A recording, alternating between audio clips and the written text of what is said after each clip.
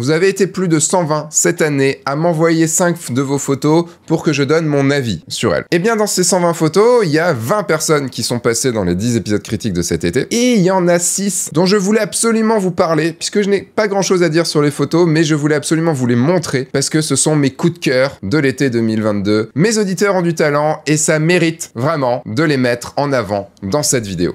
Générique.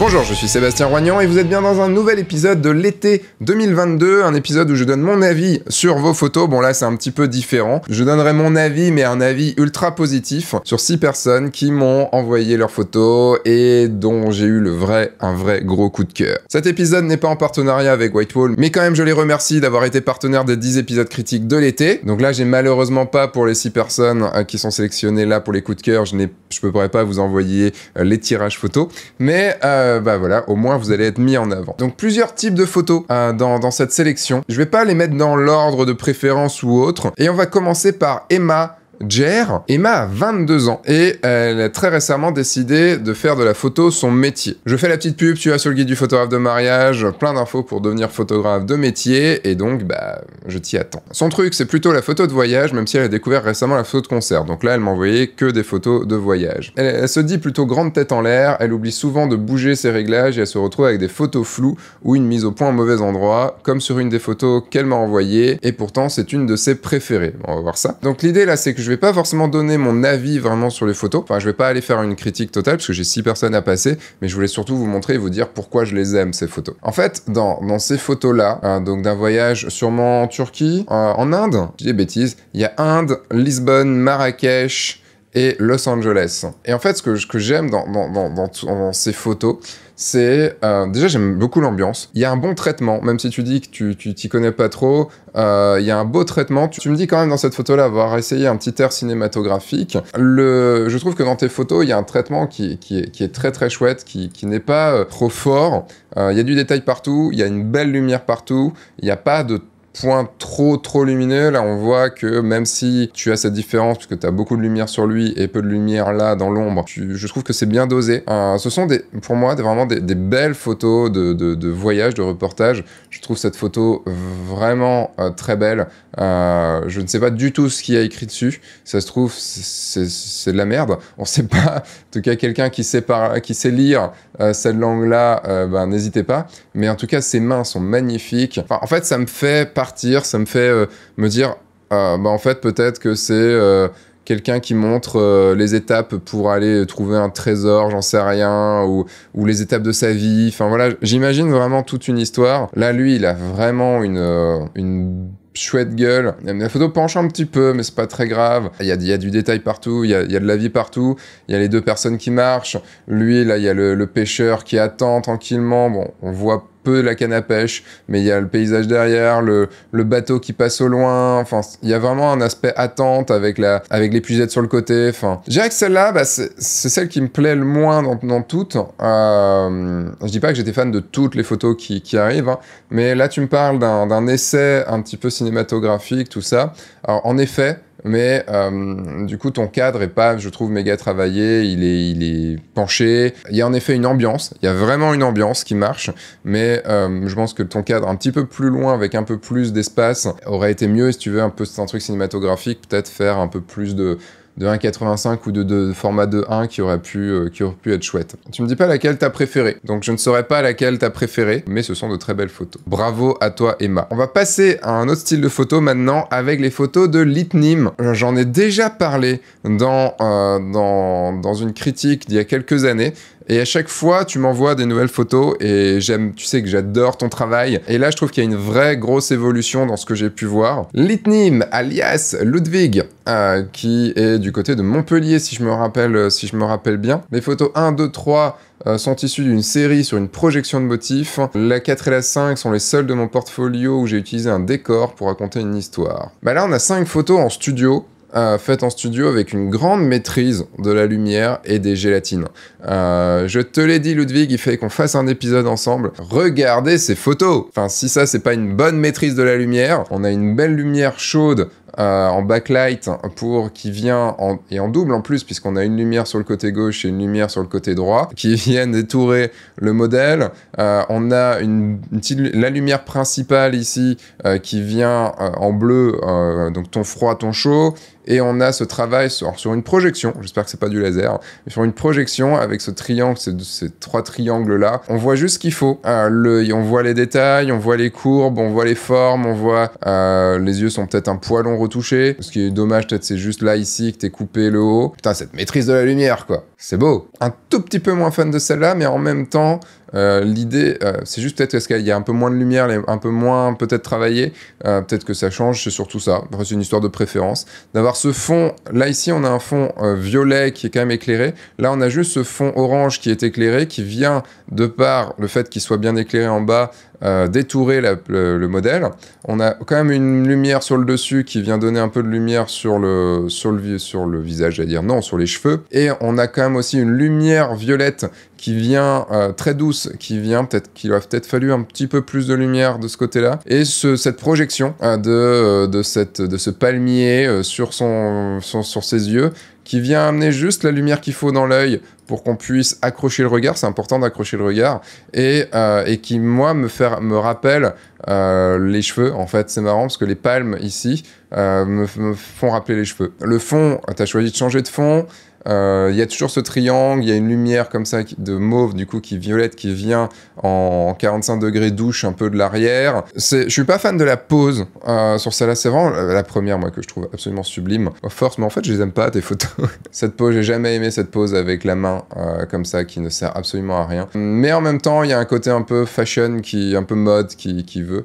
C'est juste peut-être un peu moins travaillé en termes de lumière et tout. Ça aurait peut-être été mieux d'avoir un petit peu plus de matière et tout, tu vois, dans les cheveux. Ici, on perd la matière des cheveux. Quand même, très beau travail. Ici, on est sur une mise en scène, alors plus une mise en scène, j'ai un peu plus classique, dans le sens où il y a un décor et on éclaire le tout pour donner une ambiance.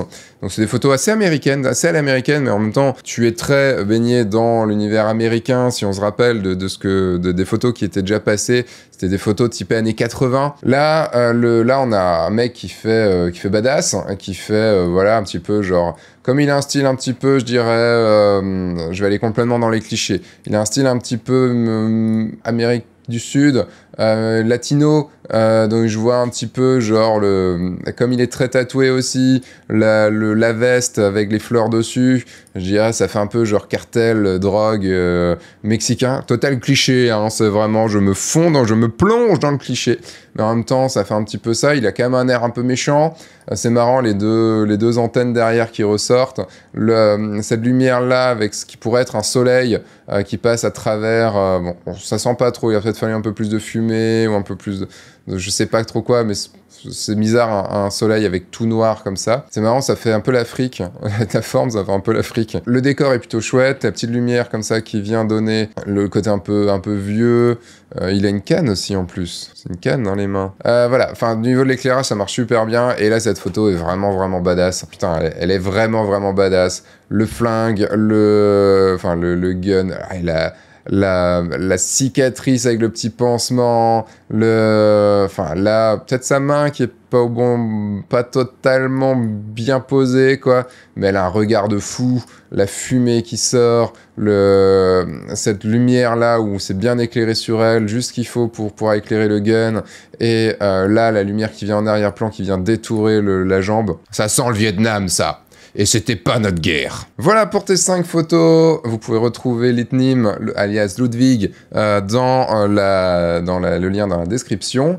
Et maintenant, je vais passer à un autre style encore. C'est que des photos vraiment très différentes. Je vais passer aux photos de Yves Sesboué. Yves, tu es à la retraite. Tu as repris la passion de ta jeunesse, qu'est la photo. Donc en numérique maintenant, et toujours en noir et blanc. Tu travailles actuellement sur un sujet intitulé Intimité maritime, dans lequel tu essayes de rendre compte de l'homme dans son environnement de bord de mer. Photo en plongée depuis une falaise pour se focaliser sur le sujet et l'isoler de son contexte local. Moi, ce que j'ai beaucoup aimé dans tes photos, vous voyez qu'on passe vraiment d'un style très différent de l'un à l'autre. Ce travail, tu as attendu la lumière, on ne voit pas, on sent que c'est une plage, on sent qu'il y a de l'eau, on sent que...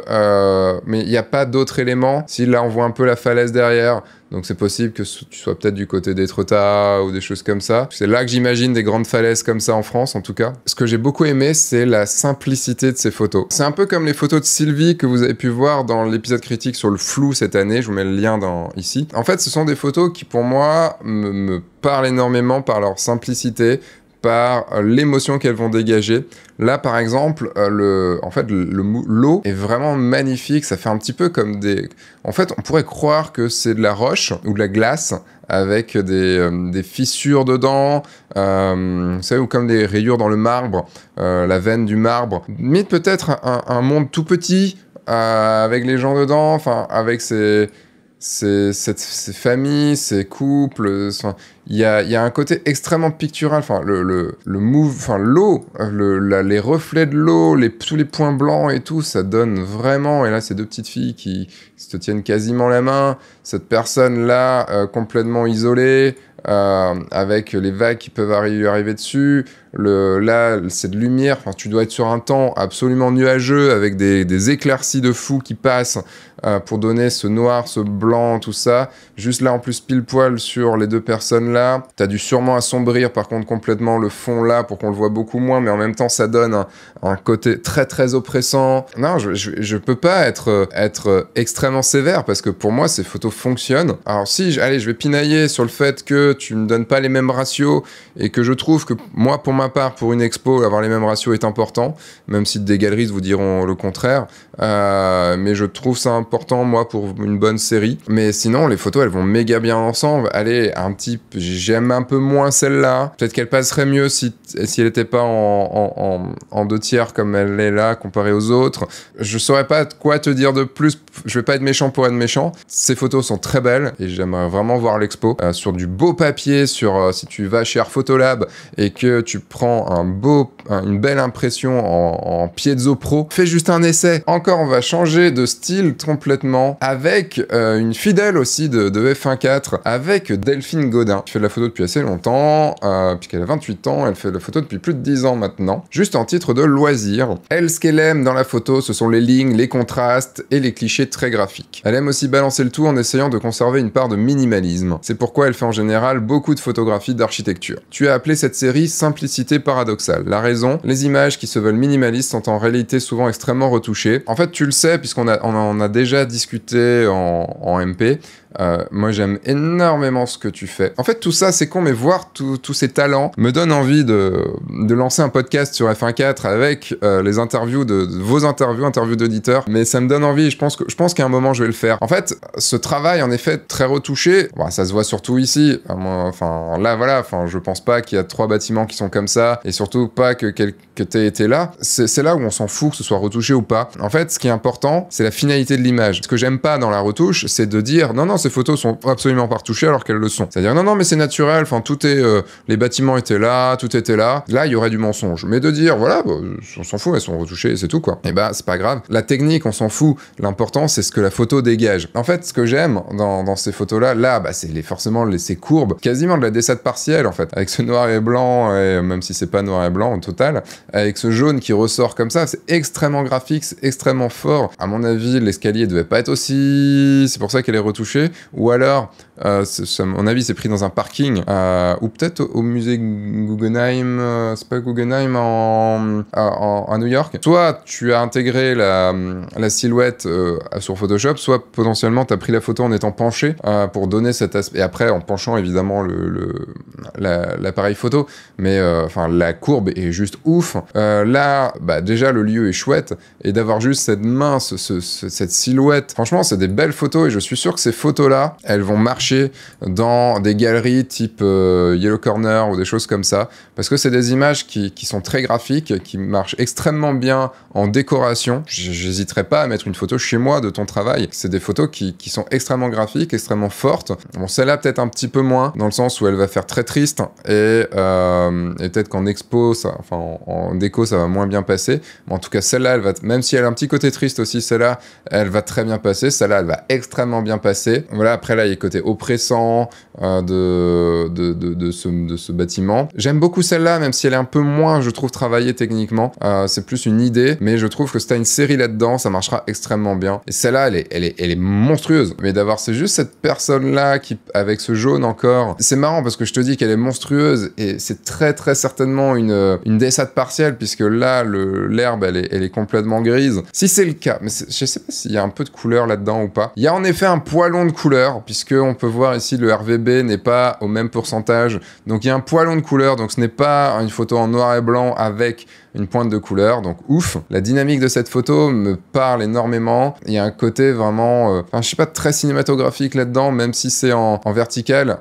C'est marrant parce que beaucoup de choses que tu fais dans tes photos, j'aime pas à la base. Enfin, le vertical, le truc très désaturé comme ça et tout. Et en même temps, je les adore. Enfin, il y a des règles qu'on se donne et quand quelqu'un sait les transgresser, mais vraiment bien, pas juste pour les transgresser, hein, et ça marche vraiment, vraiment bien. Voilà pour toi, Delphine. Et on passe aux deux derniers. On passe à Sébastien Sévino. Alors, Sébastien, c'est un petit peu différent puisque je ne suis pas fan de toutes tes photos. Tu es à peu près le seul que j'ai choisi dans les coups de cœur à qui je pourrais faire vraiment un épisode critique. Mais je trouvais tes photos, il y a un truc qui passe et c'est pour ça que je les ai mis dans les coups de cœur parce qu'il y a 2-3 photos que j'aime énormément. Tu aimes beaucoup la photo, la vidéo, le parcours, la grimpe, la montagne. Ce que tu aimes, ton sujet préféré sont les traceurs, les personnes qui pratiquent du parcours. Soit en plein saut, soit quand ils explorent la rue à la recherche de nouveaux sauts et d'obstacles. Tu as pas mal de photos dont tu es fier. Les photos que tu envoies ici sont surtout des montages. Donc en fait, ce que j'ai beaucoup aimé, c'était 2 premières photos surtout. D'un point de vue technique, il y a des choses à redire, dans le sens où je trouve que tes photos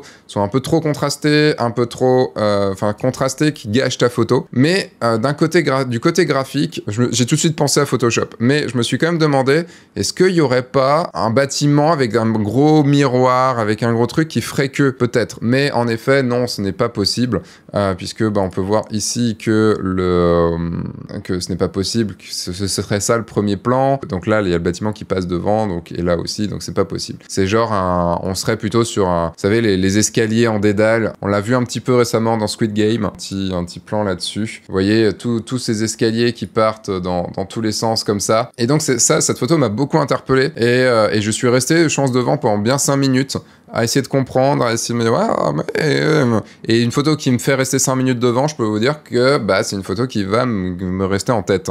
Donc bravo pour ça, Sébastien. Ensuite, il y a celle-ci, où là, c'est clairement un montage, puisque c'est la même personne tout du long, mais en même temps, je trouve ça très chouette, cette idée. Après, je pense que c'est un montage, mais un gros montage Photoshop, un petit peu comme Delphine a pu faire avant, avec un bâtiment là, le même bâtiment ici, les 2 mêmes tours ici, mais il y a un côté très graphique qui marche vraiment bien et tu peux vraiment partir. Bon, c'est con, ça annule le côté parcours réel du parcours, mais d'un point de vue graphique, ça marche bien et j'ai rarement vu ça, voire même pas vu ça du tout et ça marche vraiment bien. Fais attention sur tes retouches, tu vois ici, t'as une petite zone un peu sombre juste au-dessus, ton détourage n'a pas marché et peut-être que là, ta photo mériterait d'être un peu plus claire, elle est un peu sombre. Ici, je vais vérifier, mais je pense pas que ce soit un montage sur celle-là. Donc là, on est sur des photos un petit peu plus classiques, un peu plus bateau.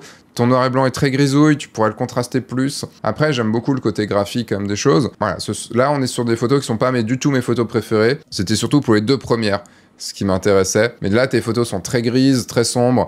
Tu pourrais vraiment retravailler ton noir et blanc bien plus fortement pour les faire ressortir un petit peu plus. Mais j'aime bien quand même, t'as été choisir surtout un point de vue assez dynamique sur celui-là. Tu es dans mes coups de cœur pour tes 2 premières photos qui, je trouve, j'ai pas vu ça ailleurs. Et donc, rien que pour ça, je ne peux que t'encourager. Bravo Sébastien. Et pour terminer, on va partir sur les pistes de course avec une série de photos qui, je trouve, est méga cohérente. Une série de photos de Clément Luc. Je ne participe pas habituellement à ce genre d'événement parce que j'ai simplement peur du jugement. Ce que je peux comprendre, mais en tout cas, là, je pense que tu n'auras plus peur. Tu es très critique envers ton travail, mais tes proches ne sont pas toujours objectifs quant à leur jugement. Je m'en remets donc à toi. Tu fais un travail formidable et qui a un œil affûté. Maintenant, je vais rougir. Merci. À partir de 2015, j'ai commencé à travailler avec l'agence photo DPPI, qui est une agence française d'envergure internationale spécialisée dans le sport et particulièrement le sport automobile. Nous couvrons tous les championnats du monde, d'Europe et nationaux. Cool. J'essaye sans cesse de me former, d'améliorer. Je suis pas très fan de sport mécanique, mais à avoir accès à ce genre de lieu et tout ça, Franchement, moi, ça me botterait. Il y a des photos de fous à faire là-dedans, quoi. Voilà. En fait, ce que j'ai aimé dans cette proposition, c'est qu'il y a une cohérence. En fait, j'ai vu une vraie série avec autant une photo d'ambiance ici. Rappelez-vous l'épisode avec les moines, sur le photoreportage, avec les photos d'ambiance et tout. Là, c'est à peu près pareil. On a ici une photo d'ambiance de loin. On a, en plus, qui utilise le flou de mouvement. On a aussi ici du flou de mouvement, du suivi, du filet, comme sur celle d'avant. Donc il y a une vraie proposition artistique. Peut-être une moins bonne photo sur celle-là, mais qui est quand même super jolie. On a un gros plan sur un pilote, donc ça, c'est super cool. Enfin voilà, on a des photos vraiment différentes. On a peut-être un peu trop 3 photos. Il manque peut-être une photo plus, je dirais, backstage, dans les coulisses du truc. Peut-être ou une photo où le pilote se repose, enfin voilà, des choses comme ça. Il manque peut-être un petit peu ça, mais c'est ce que j'ai vraiment aimé dans tes photos, c'est qu'il y a 5 photos qui marchent dans une série. Et d'ambiance différente. Là, il y a de la pluie, il fait sombre, peut-être un truc genre les 24 heures du Mans où c'est la nuit, tout ça et tout. Enfin, ça marche vraiment bien. Alors ok, la voiture est floue, mais c'est le panneau start ici qui est net, avec les phares qui donnent un contour et tout. Ici, franchement, bravo, parce que ça n'a pas dû être évident à faire. Tu l'as faite au 70 mm, à 1/30 de seconde.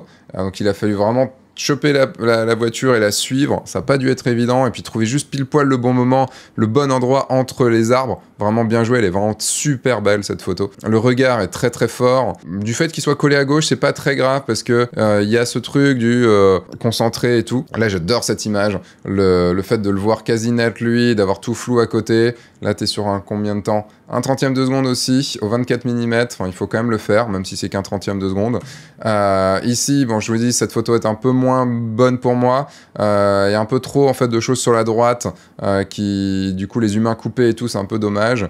Elle manque peut-être un peu de peps aussi au niveau lumière, mais le fait d'avoir ici l'eau, la pluie, le reflet, le fait que d'avoir monté sur pilotis là, quand il change les roues et tout, c'est un chouette moment. Je fais mon opportuniste, je fais un petit appel. Si jamais tu as une place pour un second sur ce genre d'événement, moi je suis preneur, parce que c'est le genre d'événement, c'est vraiment le genre de choses que la photo peut permettre de vivre de l'intérieur. Autant je suis pas un fan de sport mécanique, mais autant voir les choses de l'intérieur, ça doit être vraiment vraiment cool. Et ça pourrait potentiellement, si elle a les bonnes autorisations, faire un épisode de F1 4 aussi. Bravo à vous 6, vous avez tous les liens dans la description de ces 6 personnes, de ces 6 auditeurs et auditrices. Allez voir, n'hésitez pas à réagir sur ce que j'ai pu dire sur le coup du podcast, des choses comme ça et tout. Cet épisode clôture les épisodes critiques de l'été 2022. Il y en aura d'autres l'été 2023, très certainement. Je ferai les candidatures en mai 2023 comme d'habitude. Merci exactement aux 121 personnes qui ont envoyé leurs photos. Il y a vraiment des très très très chouettes choses. Il y aurait encore beaucoup d'épisodes à faire. Je vous laisse avec la saison 10 de F1 4. Non, la saison 11 même. Oui, la saison 11 de F1 4 déjà. Et avec des choses, un petit nouveau concept qui arrive. Et puis voilà, j'espère que la saison 11 va vous plaire. En tout cas, il y aura plus de vidéos que dans la saison 10, c'est certain. Je reprends un petit peu pied dans tout ce que je fais. Merci à vous tous d'avoir suivi ces épisodes de l'été 2022. Merci à Whitewall d'avoir été partenaire des épisodes critiques. Ça m'a permis d'en faire plus. Dimanche prochain ou dimanche suivant, je ne sais pas encore. Entre-temps, sortez, faites des photos et surtout, amusez-vous. Au revoir.